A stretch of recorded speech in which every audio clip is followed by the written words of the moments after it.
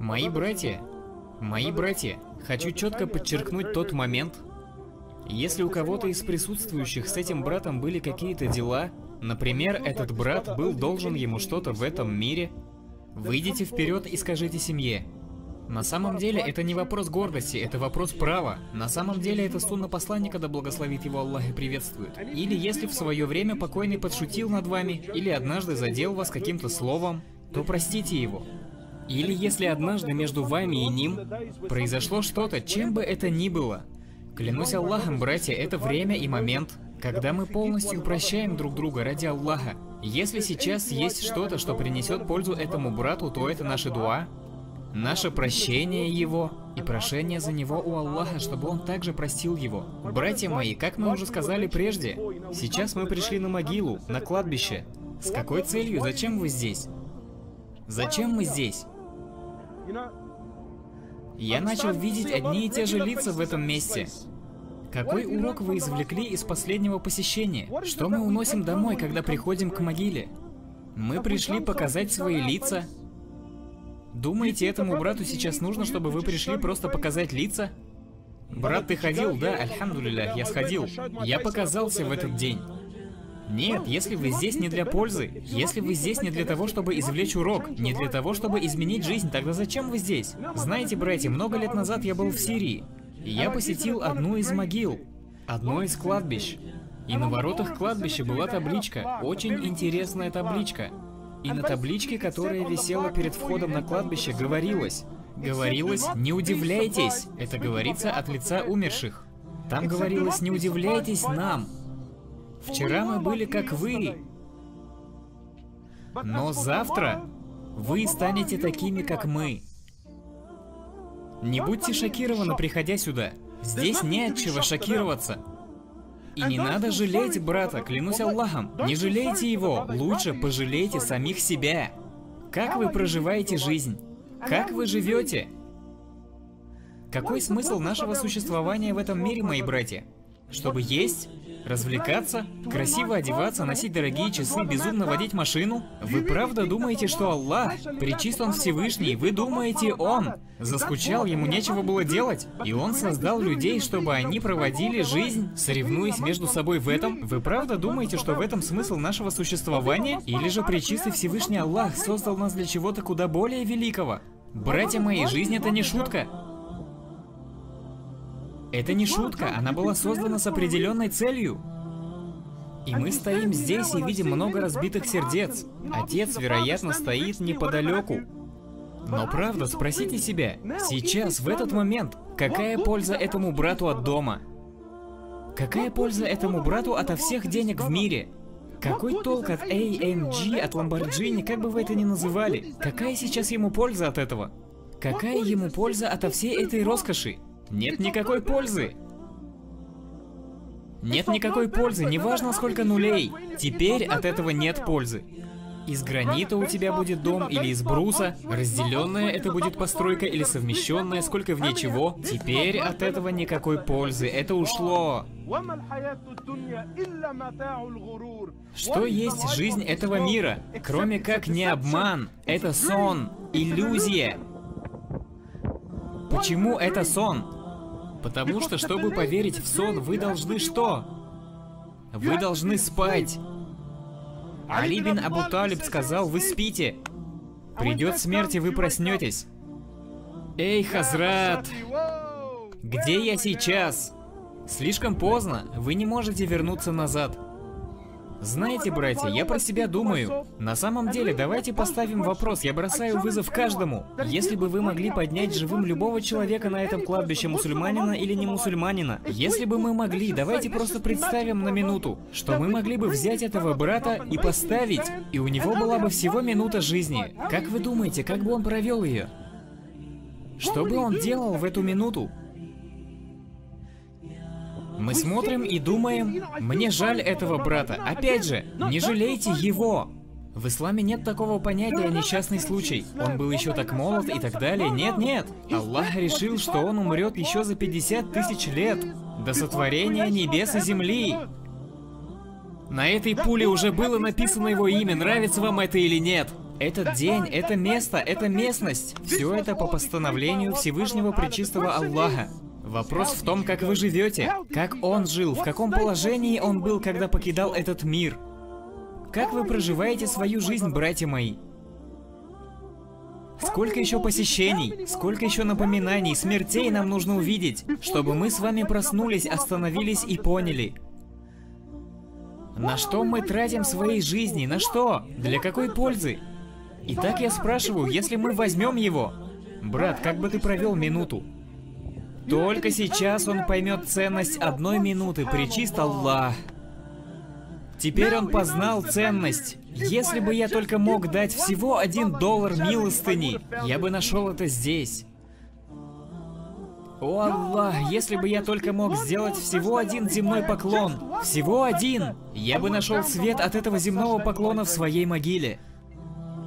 Но теперь слишком поздно. Теперь слишком поздно. Зачем мы здесь, мои братья? Зачем? И как вы пойдете домой? Да простит меня Аллах, мое сердце горит. Почему? Потому что сейчас все в нашей религии превратили в культуру. Я упоминал об этом. Теперь визиты на кладбище, на могилы стали такими насыщенными. Парни приходят, держат свои телефоны, записывают и не могут дождаться, когда придут домой. Выложат на Facebook, чтобы у меня были лайки на странице. У нас слепые сердца, слепые глаза, слепые уши, глухие, немые, слепые, как Пречистый Аллах описал в Коране. Уфман, да будет доволен им Аллах, представьте, сподвижник пророка, да благословит его Аллах и приветствует. Когда он пришел к могиле, он плакал и плакал. Сахабы спросили: «О, Уфман, почему, когда посланник Аллаха, да благословит его Аллах и приветствует, говорил о смерти, ты никогда не плакал? Когда он говорил о рае, ты не плакал так? Когда он говорил об адском огне, ты не плакал так? Что сейчас тебя так задело?» Он сказал: потому что это начало, и это действительность. Если ты спасешься от могилы, то и остальное твое путешествие будет успешным. А если вы не спасетесь от могилы, то в этом случае все последующее будет намного тяжелее. Мы сегодня пришли, постояли, показали себя, немного сделали дуа, позвали проповедника, прыгнули в дорогие машины. И о чем говорим по пути домой? Может, не сейчас, сейчас же Рамадан, но обычно. Поехали, поедим чего-нибудь. И не дай бог это затянется, читай уже намаз, шейх. Разве мы не заняты? Разве не надо ехать на работу? Это твоя жизнь. Приди, приди и скажи, это твоя жизнь. Поверь, это твое жилище. Сюда ты придешь. Это настоящий дом, и в нем не будет различных гранитных построек, никаких женщин, брат, ты один. Ты один. Вот действительность этой жизни, здесь, в этой яме. Что ты приготовил для этого? Что ты сделал? Когда, братья мои, когда мы начнем менять свои жизни? Нет, правда, вы не видите, что происходит в умме? Мусульмане убивают мусульман. Правда, мусульмане убивают мусульман. Знаете, я хочу поделиться с парнями, которые пришли. Простите меня, опять же, как я сказал, я знаю, это не Коран и Сунна, чтобы цитировать, но я должен высказать правду, что у меня в сердце. Я помню, был один такой старый фильм, и в этом фильме играла одна очень известная песня. Клянусь Аллахом, пока я ехал, слова из этой песни пришли ко мне на ум. Текст, слова. Даже неверующие могут сказать: мы с вами в каком-то наваждении. Слова песни. Там пелось, почему мы так слепы, что причиняем боль самим себе. Хочешь доказать кому-то что-то? А кто заплатит цену? Мать, отец, брат, жена, дети, братья и сестры. Их жизни изменились на всю жизнь. Потому что кое-кто хотел быть плохим парнем и доказать кому-то что-то. Но это еще не все, что меня тревожит. Знаете, что еще хуже? В наших сердцах мы прославляем этот образ. Любим этот образ. Мы выросли на этом. У меня новости для тебя, брат. Каждый, кто живет этой жизнью, кто выбрал эту жизнь, вы скот. Вы хуже скота. Есть очень сильное мнение, что тот, кто убил мусульманина без причины, он никогда не войдет в рай. Не надо думать так, дескать, иншаллах, совершу хадж. Нет, вы играете в игры с Аллахом. Когда это изменится? 22-23-летний. Здоровый как танк. Здоровый как танк. Баракаллах. $1 загнал его в землю. $1 загнал его в землю. А мы прославляем эту жизнь. Мы любим этот имидж. Он не исламский. Давайте я открою вам новость, братья. В раю нет бандитов. Нет бандитов в раю. Рай для тех, кто боялся Аллаха. Рай для тех, кто жил ради довольства Аллаха, пречист Он Всевышний. Рай для тех, кто предпочел своих братьев самим себе. Священный месяц Рамадан. Пока мы с вами сидим дома, готовые к разговлению, этот брат лежит в земле и до судного дня не встанет. В момент, когда Аллах принимает дуа от людей, кто-то решил, пришло время, чтобы я стал крутым парнем. Играют в Бога на земле. Играют в Бога на земле. Это Аллах дает жизнь и забирает ее. И когда ты думаешь, что ты мужик и берешь на себя роль Аллаха, то знай, что Аллах поступит с тобой соответствующе. Аллах поступит с тобой соответствующе. Клянусь Аллахом, братья мои, у меня нет слов, правда. Подобное начало происходить так часто. Стало уже обыкновенным, и знаете, что хуже всего? Мое сердце потихоньку начинает привыкать к этому. Когда я узнал новость, брат, ты слышал новость? 23-летний парень, как он умер, застрелили. Скажи, когда будет похоронный намаз, я буду там, иншаллах. Это уже привычно. То есть, братья мои, пожалуйста, вы здесь, вы смотрите, какие изменения в вас произойдут, когда вы пойдете домой. Какие изменения? А речь пока о ребятах, которые пошли по наклонной. А есть старые бандиты, которые многим могли бы фору дать. 40, 50, 60-летние до сих пор не совершили хадж. До сих пор владеют домом, построенным на ростовщичество. До сих пор не соблюдают. До сих пор не молятся. До сих пор не постятся. До сих пор.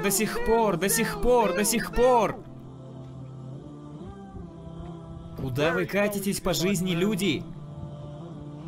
Куда вы катитесь?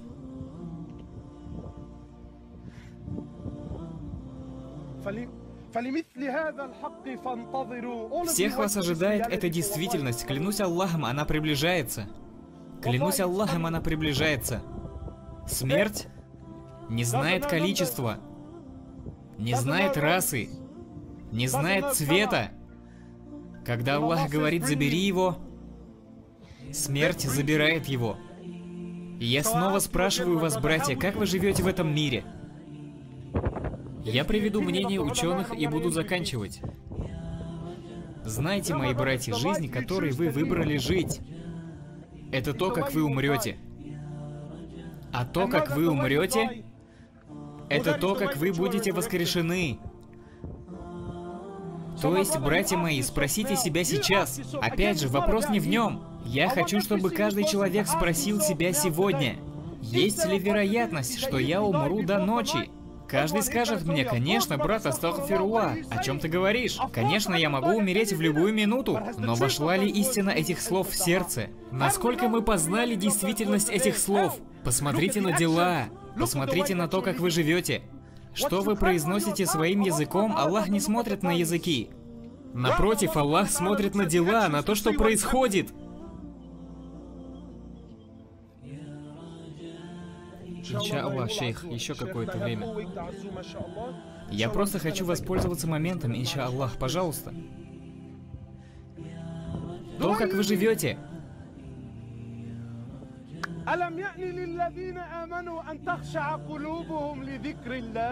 Аллах говорит, разве не пришло время для того, чтобы сердца верующих смирились, чтобы их сердца смирились при упоминании Аллаха? Разве не пришло время? Разве не пришло время? Разве не пришло время остановиться, измениться? Разве не пришло, братья? Как вы проживаете жизнь? Какой образ жизни вы ведете? Спросите себя, я могу умереть сегодня? Вы скажете, да, могу. Тогда посмотрите на свою жизнь. Вы молитесь? Поститесь? Читаете Коран? Вы из тех, кто дает милостыню? Вы из тех, чьи сердца дрожат, когда они слышат слова Аллаха? Почему? Потому что если вы умрете сегодня, и вы не обладаете ни одним из этих качеств, пожалуйста, слушайте внимательно. Некоторые ученые сказали, что каким образом вы умрете, когда Аллах заберет вашу жизнь? Если вы не молитесь, значит вы никогда не собираетесь молиться. Если Аллах... Еще пара минут. Приходи в другое время, брат. Твой образ жизни, брат. Если вы умираете без намаза в момент смерти, не говорите, он был слишком молод. Не говорите мне, субханаллах, у него было намерение в сердце. Если вы умерли без намаза, это значит, вы никогда не собирались молиться. Никогда не собирались поститься, никогда не собирались давать милостыню. Нет, мои братья. Изменитесь сейчас. Позвольте сказать вам, каждый из вас ответственен перед Аллахом за это собрание. Аллах напомнит вам об этом дне в день воскресения. Разве ты не пришел, не стоял, разве не слушал, что ты сделал? Так что, мои братья, мы делаем дуа за брата. И мы делаем дуа за семью. И мы просим Пречистого Всевышнего Аллаха принять его. И мы просим Аллаха ввести его в высшие сады Фирдауса. И мы просим Всевышнего Пречистого Аллаха даровать ему дружбу с посланником Аллаха в раю. Просим Аллаха сделать его из тех, над кем не будет суда в судный день. Просим Пречистого Всевышнего Аллаха сделать наказание в могиле харамом для него, сделать наказание дня суда харамом для него, сделать наказание в адском огне харамом для него навсегда. Просим Всевышнего Пречистого Аллаха объединить сердца верующих, и мы просим каждого из вас, мои братья, упоминать этого брата в ваших мольбах. Я хочу договориться с каждым присутствующим. Вы готовы или нет? Давайте договоримся, да или нет? Ваш брат в этом нуждается. Сегодня, когда вы будете разговляться, все ваши мольбы за него. Не за кого-то другого. Не за какие-то мелкие вещи. Нет, нет, нет, все ваши дуа за него и за его семью. Просим Всевышнего Аллаха смилостивиться над ним.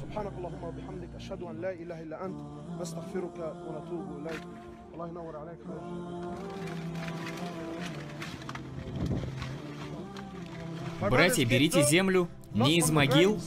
Берем землю, инша Аллах, и бросаем правой рукой. 3 пригоршни правой рукой, как напоминание, что вы созданы из земли и в нее вернетесь.